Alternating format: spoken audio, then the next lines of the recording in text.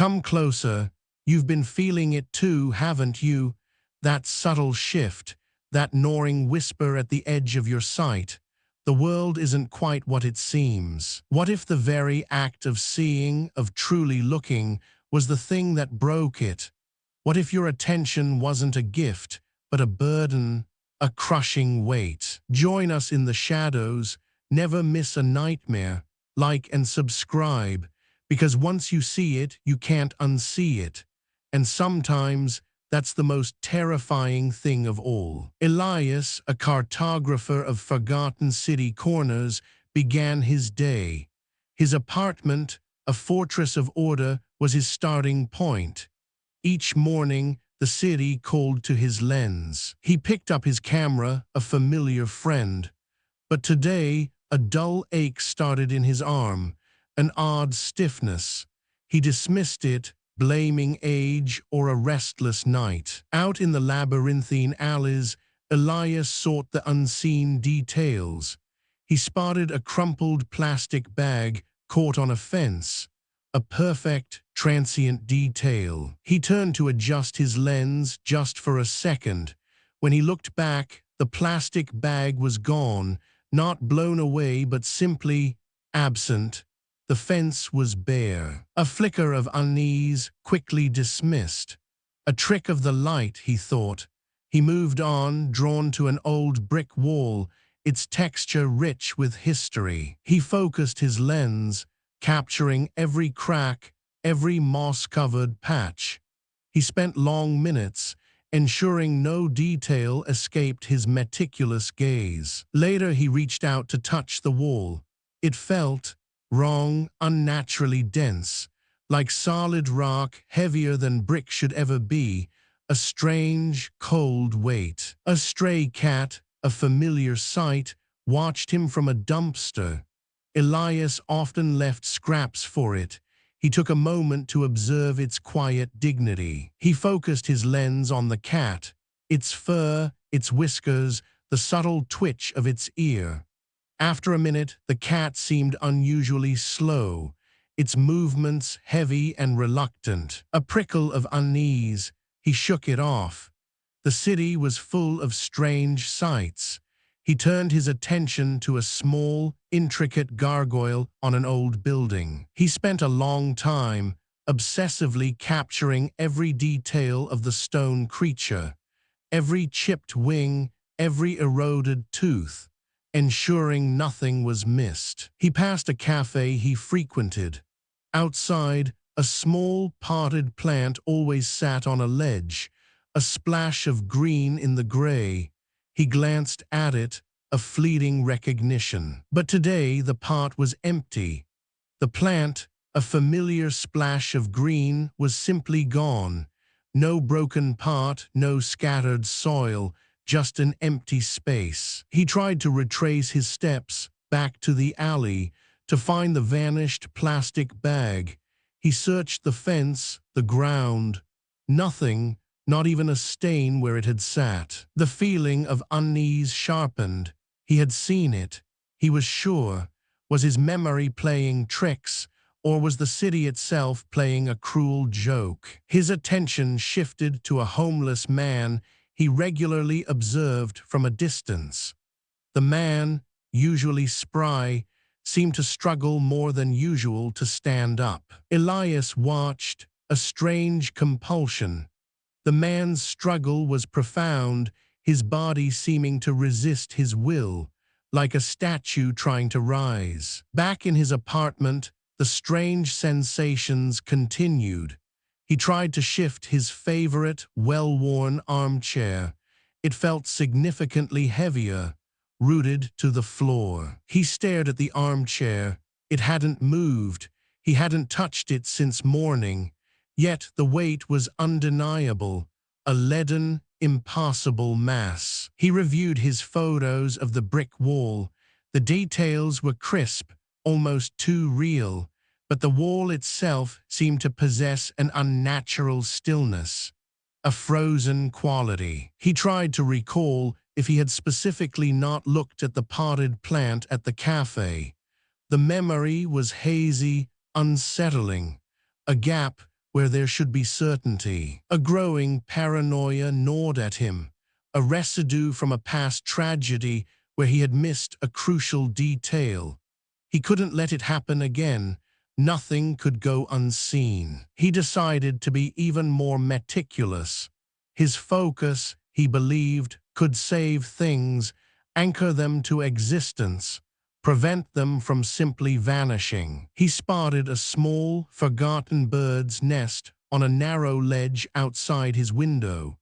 He focused his gaze, trying to anchor its fragile existence with his attention. A few hours later, the nest was still there, but when he touched it, it felt incredibly solid, almost fossilized, like ancient stone, not delicate twigs. The small ache in his arm returned, now accompanied by a subtle, widespread feeling of pressure, as if the air itself was thickening around him. He started noticing small, non-essential items in his apartment, an old pen on his desk, a loose button on the floor, simply gone from where he remembered them. He questioned if he was losing his memory, or if something else, something far stranger, was at play. He dismissed it as stress, a trick of a tired mind. He stared intently at his reflection in a window, observing every detail of his own face. A strange, unsettling compulsion to truly see himself. His own face in the reflection seemed to hold an unnerving stillness, a slight, almost imperceptible hardening, like stone beneath the skin. He tried to photograph a bustling market street, but his focus narrowed, drawn to individual objects and people, focusing intensely one by one. The general chaos of the market seemed muted, as if the unobserved background noise was fading away. The world beyond his gaze losing its vibrancy. He saw a street performer juggling. As Elias focused his lens on the performer, the colorful balls seemed to move with an eerie, sluggish weight. He felt a strange, heavy sensation around him, as if the air itself was thickening, becoming dense, pressing down all around him. He tried to photograph a specific peeling poster on a wall. He remembered seeing it yesterday, a faded concert announcement. But the wall where the poster should be was now bare, completely absent. No residue, no tear, just blank old brick. He checked his camera's timestamp. He was convinced he had photographed it just yesterday, but there was no photo. The memory, a phantom. He started to document everything in his apartment, creating a photographic inventory, a desperate attempt to prevent further disappearances. As he photographed his bookshelf, a particular book he was observing felt incredibly heavy, difficult to lift, as if its pages were made of lead. He noticed that the items he isn't directly photographing or observing for his inventory seemed to be fading slightly, their colors dulling, losing substance. He saw a spider on the ceiling. He watched it closely, a tiny, eight-legged shadow. Its movements became incredibly slow, almost frozen in place. He looked away from the spider for a moment to grab a tissue. When he looked back, the spider was completely gone, nothing but a clean, white ceiling. This disappearance, a living thing, shook him more profoundly than the inanimate objects. A cold dread seeped into his bones. He found an old, heavy-duty scale. He started weighing objects before and after observation, purely out of a strange, desperate curiosity. A small, unremarkable stone felt normal. After observing it for a minute, it felt distinctly heavier on the scale. The needle dipped lower. He attributed the weight changes to faulty equipment or his imagination, but the pattern was unsettling. a truth he couldn't quite grasp. He falls asleep, exhaustion finally claiming him. His last thought, a chilling realization: the world feels heavier, and it's because he's looking at it, and he can't stop. Elias awoke to a profound pressure, as if the air had thickened. His apartment felt dense, the very atmosphere weighing down on him. A chilling start. His bed, once soft, felt like solid rock beneath him. His limbs were heavy, movements stiff and difficult. A leaden numbness gripped him. He tried to make coffee. The ceramic mug, usually light, felt like stone. Its impossible weight strained his wrist, a disturbing new reality. On his desk, he noticed small items previously unobserved before sleep. A loose button, a paperclip vanished entirely. Just empty, clean space. He now carried a notebook, frantically sketching objects. A desperate attempt to save them through conscious attention. The effort was already exhausting. Sketching a fire hydrant, he felt a subtle tremor in the ground, as if the earth struggled beneath its immense, growing, unseen weight. A street vendor argued with a customer. Elias focused on the vendor's face. The man's expression froze, movements became unnaturally slow. He quickly looked away, a jolt of primal fear. A gut-wrenching guilt surged. Was his gaze doing this? Was he the monster? He tried to photograph a vibrant street mural. As he focused, colors dulled. The paint gained a textured, almost petrified appearance. Life draining away. A constant, low-level dread gripped him. An invisible hand pressed down on his world, a silent, crushing weight. He felt utterly helpless. A pigeon landed on a ledge.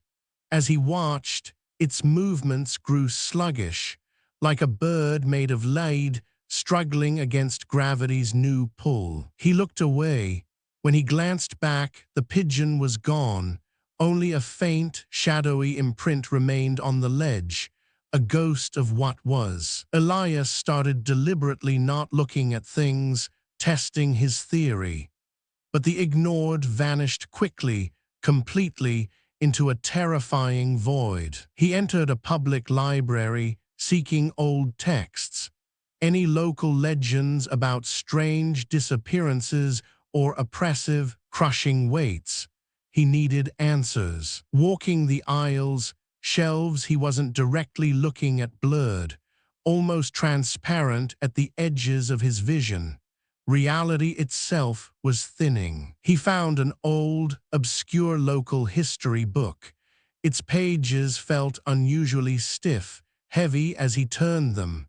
A tangible, unnatural density. The book described folklore, the stone gaze, things becoming too real, then too heavy if observed too long. A chilling echo. The text was vague, hinting at an ancient entity. A force that feeds on sight, weighing down the scene. A monstrous, unseen hunger. A chill ran through him. The folklore matched his experience perfectly. An ancient horror was manifesting, consuming his world. He tried to photograph a bustling street, but his attention snapped to individual elements, which then appeared to solidify. A fragmented, heavy reality. Children played in a park. Observed by Elias, they moved like statues. Their laughter strangely muted, slow, a horrifying, frozen tableau. He pulled his gaze away, panicked. A cold sweat drenched him. This power, this curse, was far beyond his understanding. He returned home. The entire building felt denser. The stairs creaked under an unseen burden. His sanctuary was becoming a tomb. His camera, once an extension of himself, felt like a massive stone. He struggled to hold it steady. His tools were turning against him. He looked at his reflection. His eyes were wide with fear, pupils dilated. His skin had a distinctly rigid quality.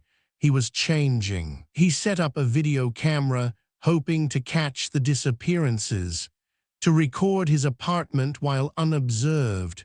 Proof or madness. Reviewing footage, he saw objects slowly fading, dissolving into shimmering distortion before vanishing entirely when he wasn't in the room. When he was in the room, objects he focused on subtly shifted, taking on a heavier, more defined presence.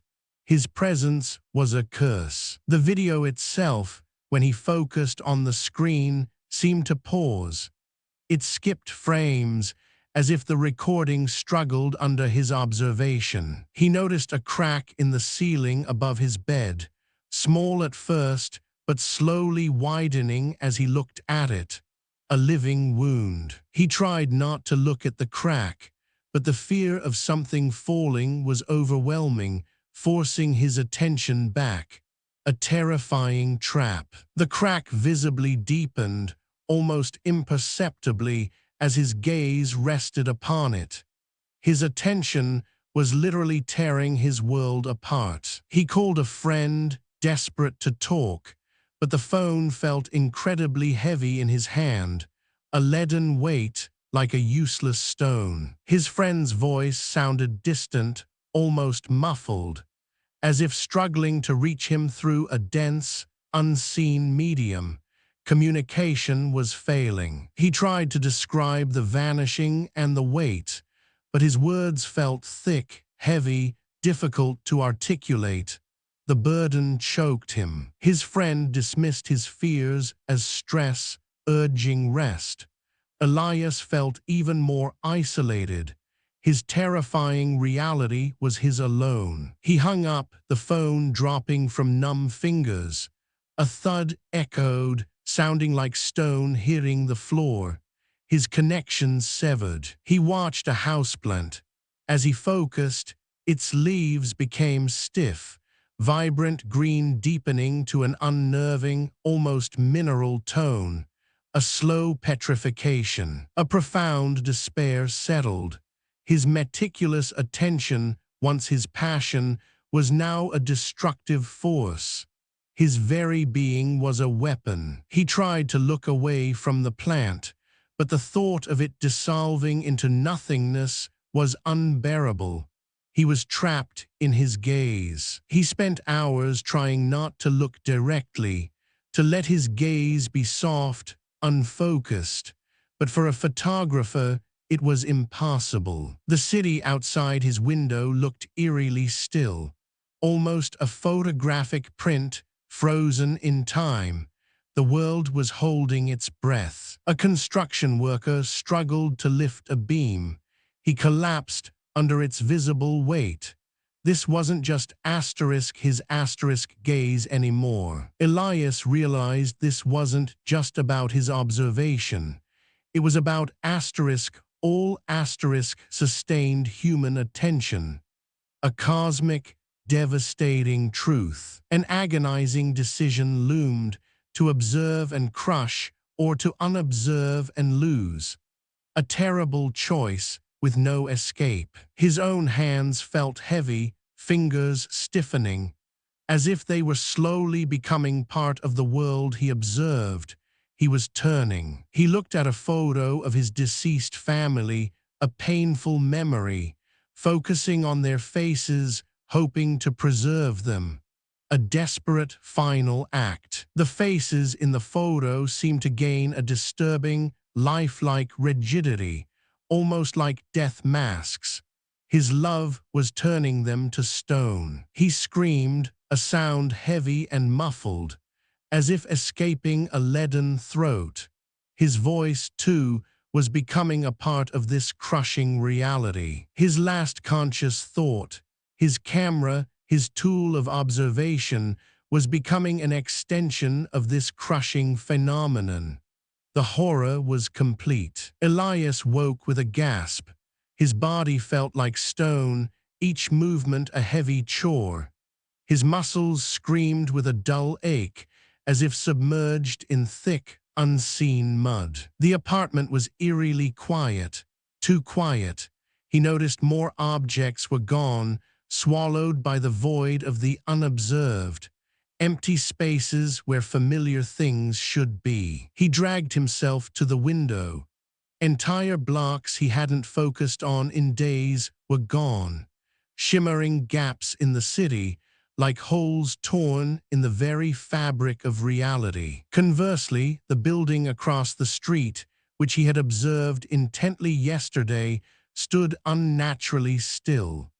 Its details were frozen in time, unnervingly solid, like a giant sculpture. He tried to go outside.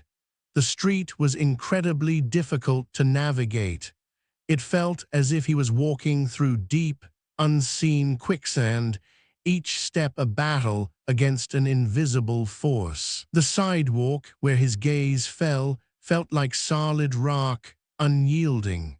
But the unobserved parts of the street felt hollow, almost insubstantial, ready to give way. He saw a person struggling to cross the street.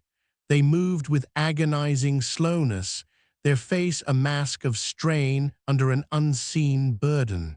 Their struggle mirrored his own. He realized these people were caught in the wake of general human observation. Their movements weighed down by collective attention, a shared, silent curse. He pulled out his camera. It felt like a monumental burden, its weight now causing his arm to ache intensely. His tool had become a heavy weapon. He tried to photograph a vanishing building, but his focus seemed to accelerate its collapse into nothingness. The structure shimmered, then dissolved further. He tried to photograph a petrified building. Its details became sharper, denser, like a hyperreal sculpture, terrifyingly permanent, a monument to his destructive gaze. He felt immense guilt. His preservation, his meticulous documentation, was a form of slow, conscious destruction. He was the cause of this horror. He sought out other people, desperate for interaction, for shared reality. But the few he encountered seemed as burdened or as distant as ghosts, lost to the creeping weight. He tried to speak to a stranger, but their words were slow and deliberate, as if each syllable was a physical effort, pushing against an unseen, crushing force. He noticed that areas where people gathered and focused their attention, like public squares, became unnaturally quiet. The people moved like somnambulists, trapped in a waking nightmare. He spotted a dog, once lively, now moving with a disturbing, mechanical slowness.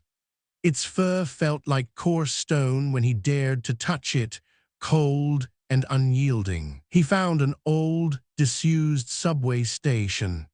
He hoped to find a place untouched by observation, a blind spot in the city, an escape from the crushing gaze. The station was a maze of shifting absences and impossibly heavy, solidified elements. Terrifyingly unstable, neither fully there nor fully gone. No refuge. Deep within the station, he discovered an ancient, forgotten tunnel. It was dark, filled with a profound stillness, a silence that felt older than the city itself. Further in, he found an impossibly old, perfectly preserved fresco. It depicted figures struggling under immense burdens and others dissolving into smoke, a haunting prophecy. The fresco also showed a central, featureless, monolithic shape. It radiated an almost visible presence, a silent, all-consuming eye at the heart of the suffering. He felt a chill that went to his very core. This stone gaze or monolith was ancient, a pervasive horror that had always been here, feeding on sight. He struggled to photograph the fresco. The details seemed to press back against his lens, almost resisting his observation, fighting against his destructive gaze. He realized the past tragedy that haunted him, the crucial detail he missed, might have been a manifestation of this entity, a thing that vanished because he didn't observe it. His sanity was fraying. The line between subjective perception and objective reality was utterly dissolving. He couldn't trust his own eyes. He saw his reflection in a puddle on the tunnel floor. His face was gaunt, his skin rigid, almost translucent, like finely carved marble turning to stone. His camera, now almost fused to his hand by its oppressive weight, felt like a monstrous extension of himself, a part of the horror he was becoming. He realized the monolith didn't just react to observation.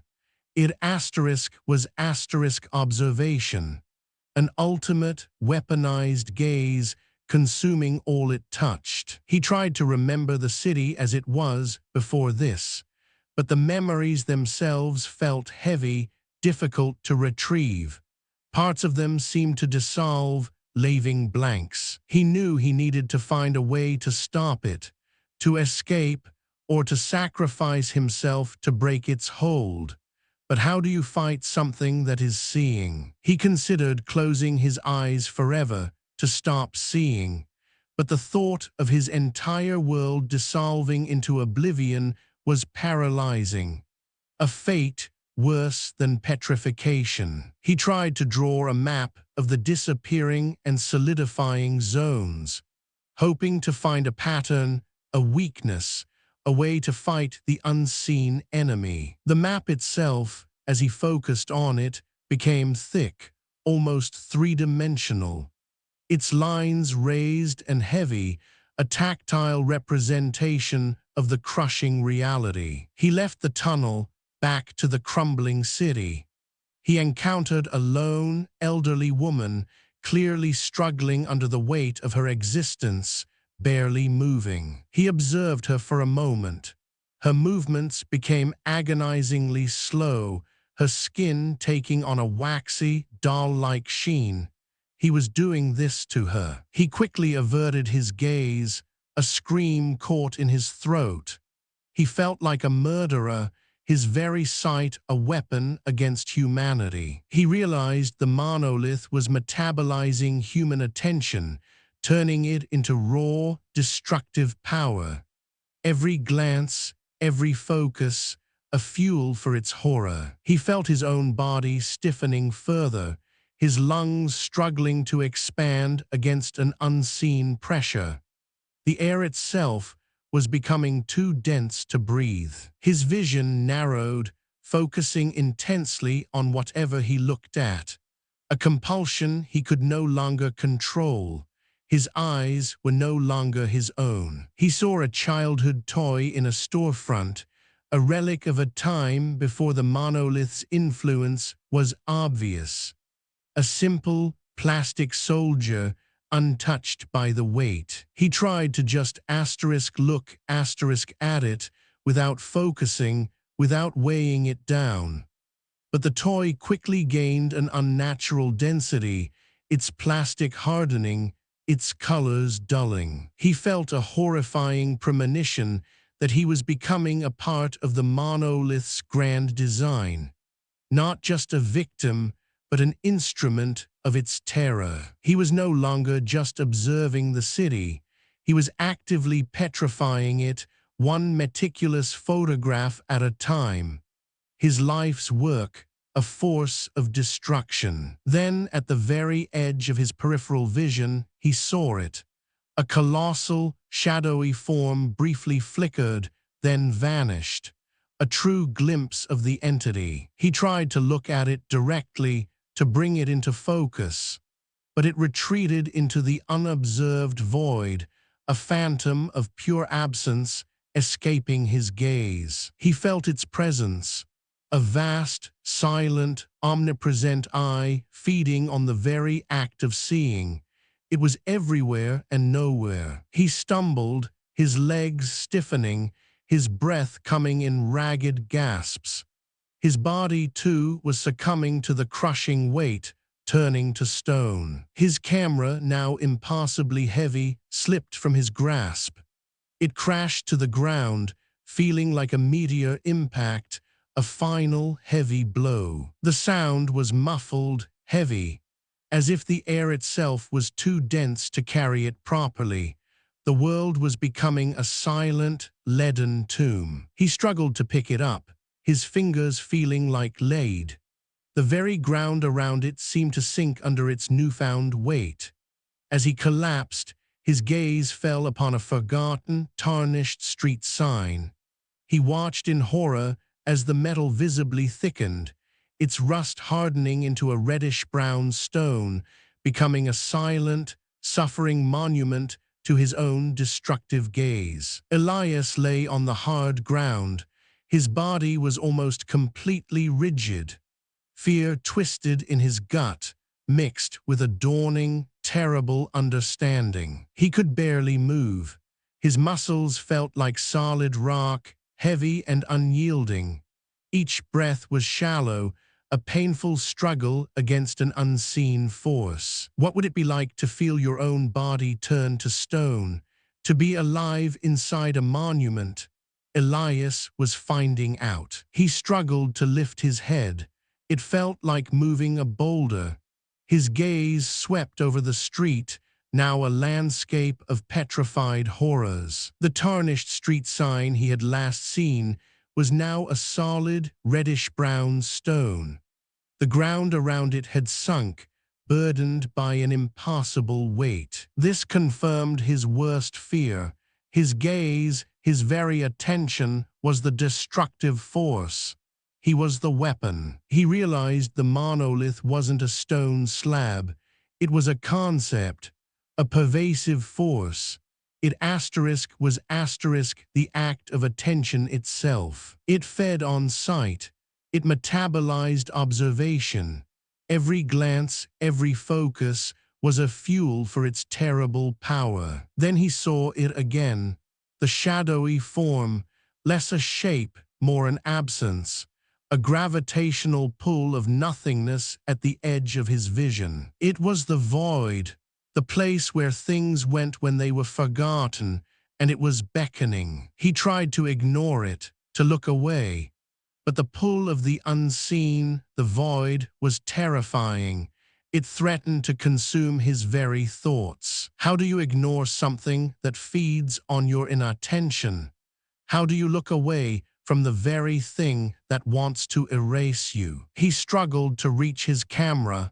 It was now a leaden weight, fused to his stiff fingers, but he knew he needed it. He had to document the monolith, to see it fully, to capture its horrifying truth before it captured him. He remembered an obscure passage from the library book, an ancient ritual, awakening the gaze through heightened, sacrificial observation. The words echoed in his mind, a chilling prophecy of his own fate.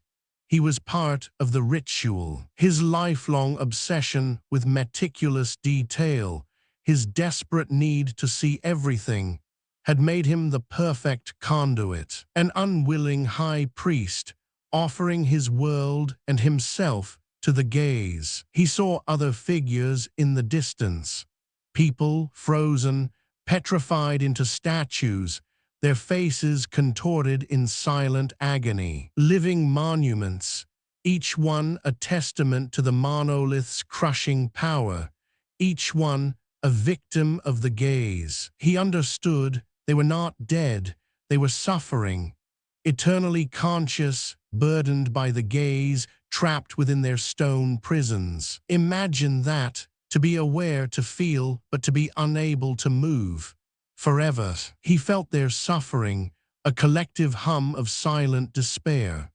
It resonated through the heavy, still air, a symphony of torment. A chilling realization: their suffering was his future, or maybe it was already his present. He attempted to force his gaze away from a petrified lamppost nearby, but it felt like tearing his own eyes out. The compulsion to observe was overwhelming, a parasitic force twisting his will. The pain of not looking was worse than the pain of the crushing weight, a true nightmare. He tried to focus on his own body, to observe his internal state, hoping to understand his own petrification. What does it feel like when your blood turns to lead, when your bones become granite? His internal sensations became clearer, sharper, but also heavier, more defined.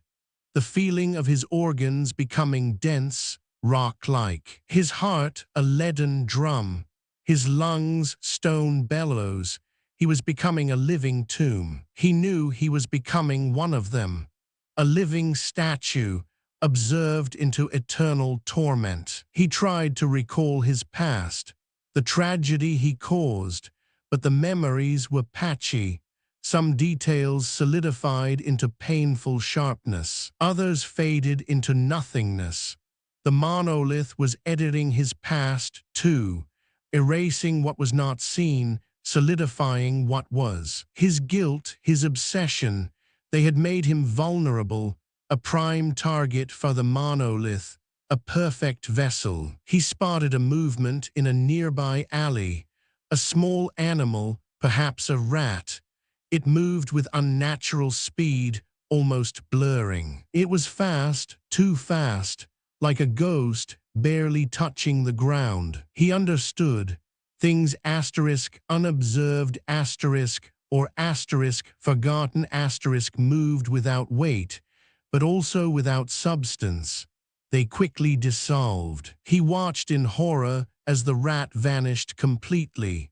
A shimmering distortion, then nothing, leaving no trace behind. The monolith didn't just want attention. It wanted perfect attention. Ultimate observation, to render everything into a state of absolute, petrified presence. He felt the monolith's presence more strongly now, like a vast, cold eye opening, its gaze encompassing the entire city, and him within it. He saw faint, shimmering lines, like distortions in the air, connecting all observed points, creating a web of attention, a vast, invisible net feeding the entity. The city was its altar, and its inhabitants its offerings, every glance a sacrifice. He tried to whisper, to call for help, but his vocal cords were stiff, his voice a gravelly, guttural rasp, barely audible. A tear, heavy as mercury, rolled down his rigid cheek. It left a faint, almost indelible trail on his stone-like skin. He forced his gaze towards a distant clock tower. Its hands were now impossibly still, petrified at an arbitrary time. Time itself was distorting, slowing down in observed areas, accelerating in unobserved voids, a fragmented, broken reality. He felt a terrifying awareness. The monolith was inside him, within his very perception, a parasitic consciousness taking root. He tried to fight it, to break free from the compulsion to observe, but his mind was now a battleground, his will slowly eroding. He saw a hallucination, his own camera lens magnified, reflecting a single cosmic eye staring back at him, not his eye, the monolith's. By trying to observe it, he had only fed it, given it the ultimate attention, making himself its central, conscious monument, an eternal, suffering eye for its perfect, unmoving world. Elias lay, a statue of flesh. His eyes, fixed and unblinking, stared at the petrified street. His mind, however, was a storm of agonizing lucidity. No movement, no sound, only a crushing pressure, a silent, internal scream that threatened to shatter his very being. His vision was unnervingly clear. Every crack in the petrified asphalt, every dust mote frozen in the air. A hyperrealistic, yet utterly static world. He was aware of every particle, every atom of the world before him, and the weight of that awareness was immense, suffocating. He sensed them, the others, the petrified figures scattered across the city, conscious, suffering, silent monuments to this horror. The monolith didn't just petrify, it bestowed an agonizing, perpetual awareness, an eternal prison of the mind. Then a thought, vast and cold, echoed in his mind, not in words but pure concept. You are seen, you are permanence, you are mine. At the edges of this terrible, collective gaze, he saw it. Vast sections of the city dissolving, devoured by absence, by the void. He experienced flashes, other eyes, other fixed gazes, sharing their agony, a network of suffering. His past tragedy, the crucial detail he missed. It wasn't an accident. It was the monolith's first seed, a test. The monolith was a cosmic parasite, consuming attention to manifest reality, then weaponizing that attention to freeze it. Its ultimate goal, a universe of absolute, unchanging presence, no unobserved chaos, no ephemeral existence. He saw it, a desolate, petrified cosmos, a graveyard of observed worlds, all silent, all suffering, all eternal. He remembered his belief, conscious attention grants existence. The monolith had twisted it into a monstrous, destructive truth. He tried to scream. No sound escaped his stony throat, only an immense, internal pressure threatening to burst his awareness. He began to struggle against the monolith's mental grip, a desperate search for a loophole, a way to break the cycle. He turned his internal gaze, not outward but inward, on the very nature of his own attention, hoping to destabilize it. The monolith reacted, waves of pure, crushing mental weight, threatening to shatter his awareness completely. He remembered that recurring thought, the feeling of being watched.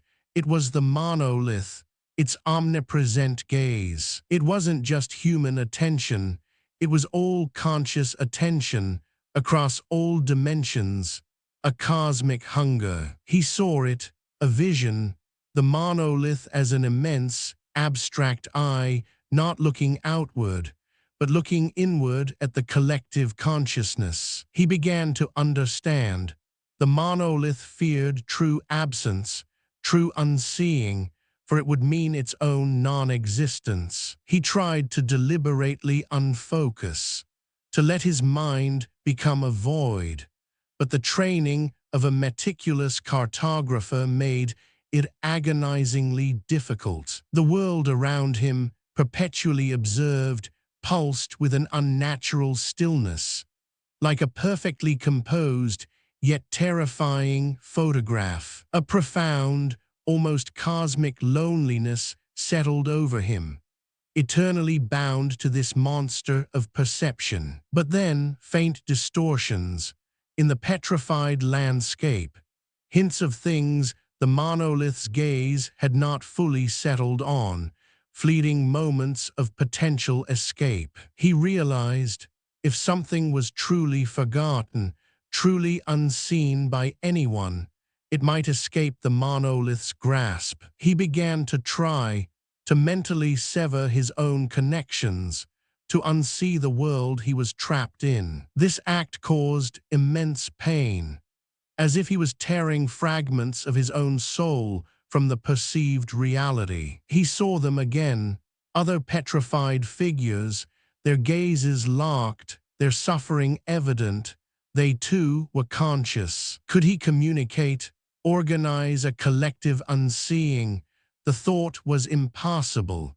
His stony throat would not respond. His fear of forgetting, his past trauma, now forgetting was his only weapon, his only hope. He saw his camera, still shattered on the ground, now an infinitely dense, perfectly preserved relic of his destruction. The monolith fed not just on conscious sight, but on the desire to see, the need to observe and preserve. He tried to project a mental image, absolute empty space, a void of non-existence, hoping to starve the monolith. The monolith recoiled, its crushing mental pressure momentarily lessened, a flicker of cosmic fear. He understood the monolith was absolute presence.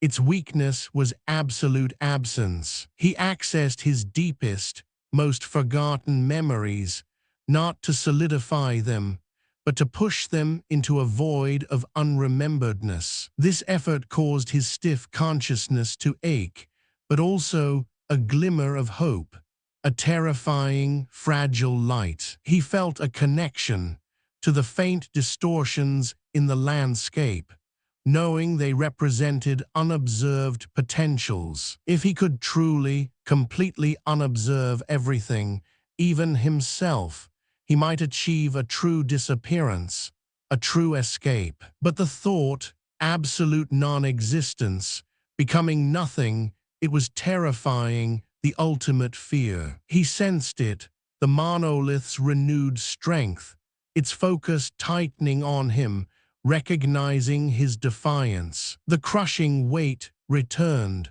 threatening to extinguish his lucid suffering, to silence his mind forever. He made a final, desperate internal decision. He would become the ultimate unobserver, the void against the gaze. His consciousness began to stretch, to thin, to dissolve at the edges.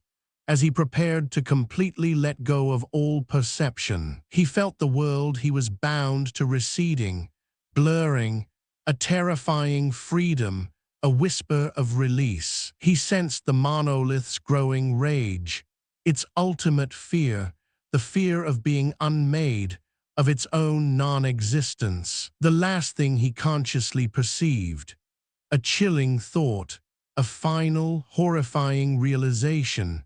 What if the monolith isn't external, but an amplified aspect of my own obsessive gaze? The thought echoed, then faded. His perception, his very existence, thinned into a profound, terrifying absence. The city, his petrified monument, remained, but its architect, its suffering observer, was gone. Or was he merely the newest, most perfect manifestation of the gaze itself, now a part of the monolith, perpetually unseeing yet forever seen? Elias was a statue, stone, cold, unmoving, one of countless monuments in this silent, heavy city. His physical body, a petrified shell, was now just another part of the monolith's eternal collection. But his mind was still a battlefield. His consciousness was fractured, a fragile thing oscillating between two terrifying extremes. On one side, absolute, crushing presence, every atom of his stony prison felt with agonizing clarity. On the other, a terrifying, absolute absence, a void threatening to swallow him whole. He was attempting the ultimate act of unseeing, a profound mental and spiritual severance from all observation. To cease to be, to truly let go, to vanish from the monolith's gaze. But the monolith fought back. It was not a physical struggle, but a war waged inside his mind. Immense mental pressure, like a vise, tightened around his thoughts. It forced memories, images, and raw sensory data into his awareness, a relentless assault. The monolith wanted him to observe to see and thus to be seen. It tried to lure him back into the cycle, to keep him focused, to keep him in its crushing embrace, because attention was its food and its prison. He experienced horrifying visions, his past tragedy, the crucial detail he missed, the one that led to so much pain. It played before his inner eye, vivid and agonizing. The missing detail became a solid, agonizing reality in his mind. Not a memory, but a living wound, a bait for his attention, a hook to pull him back into the monolith's game. He saw a phantom image of his camera, not the shattered one on the ground, but a perfect obsidian replica. It floated before his mind's eye, its lens a dark, reflective pool. And in that lens he saw it, the vast, consuming eye of the monolith, not a literal eye, but a conceptual one, an all-seeing, all-burdening presence, and within it, a distorted reflection of his own suffering face, still masked, still trapped. He fought back by focusing on nothingness, not a blank space, but the concept of absolute unbeing, a world utterly devoid of observation, a blank slate, a void. This act caused intense mental pain, as if he was tearing his own mind apart, shredding the very fabric of his awareness.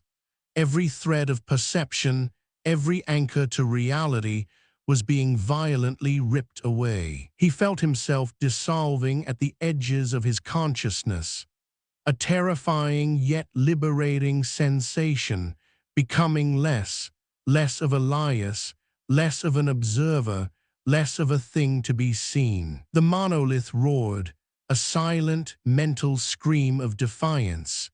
It unleashed a final, desperate surge of petrifying energy, trying to solidify his mind into an eternal, perfectly observed prison. He saw the other petrified figures around him, their silent suffering intensified, their collective observation weaponized against him, their fixed gazes 1,000 invisible chains. He realized the monolith was not just an entity, it was a state of being, a pervasive law of existence it had imposed.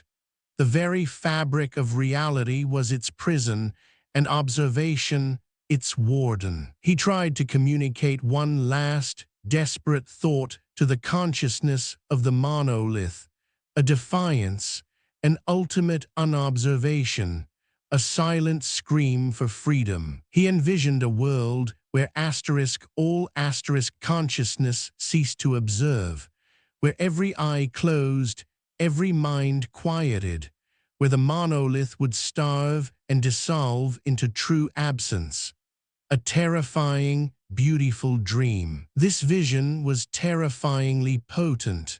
It caused the monolith's crushing grip to briefly falter, a momentary ripple in the petrified reality, a crack in the cosmic prison. He felt his consciousness stretching, becoming thin, like a membrane pulled to its breaking point between absolute presence and absolute absence. A tightrope walk over a cosmic abyss. He let go of his own name, his identity, his memories, pushing them into the void, trying to achieve a pure, unobserved state, to become truly nameless, truly unseen. He thought of the city not as something to be preserved, but as something to be released from the burden of sight, to be freed from the crushing weight of existence, even if it meant utter oblivion. He recognized the final horror, that to save anything, he must doom it to unexistence and himself along with it. A terrible choice, but the only true escape. He made a conscious choice for oblivion, for the void, believing it was the only true escape from the suffering of the gaze, a terrifying freedom. He felt a profound, chilling silence descend, not just in his mind, but in the entire petrified world around him.